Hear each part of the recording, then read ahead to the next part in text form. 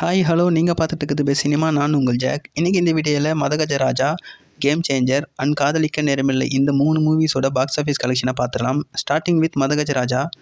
இந்த movie last 9 டேஸில் மட்டும் தமிழகத்தில் 44.75 crore கலெக்ட் பண்ணியிருக்கு. வேர்ல்டு வைடாக 47.35 crore கலெக்ட் பண்ணியிருக்கு. விஷால் கரியர்லே இது வரைக்கும் அதிகமாக கலெக்ட் பண்ண டாப் 3 மூவிஸ் லிஸ்ட் எடுத்தோம்னா அதில் ஃபஸ்ட் ப்ளேஸில் இருக்கிறது மார்க் ஆண்டனி. இது 100.1 crore கலெக்ட் பண்ணியிருக்கு. செகண்ட் ப்ளேஸில் இருக்கிறது இரும்பு திரை. இது 65.20 crore கலெக்ட் பண்ணியிருக்கு.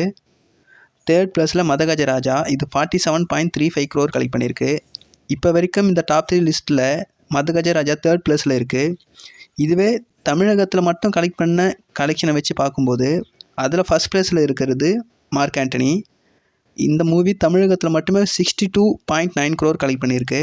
செகண்ட் ப்ளேஸில் இருக்கிறது மதகஜ ராஜா. இது 44.75 crore கலெக்ட் பண்ணியிருக்கு. தேர்ட் ப்ளஸில் இரும்பு திரை.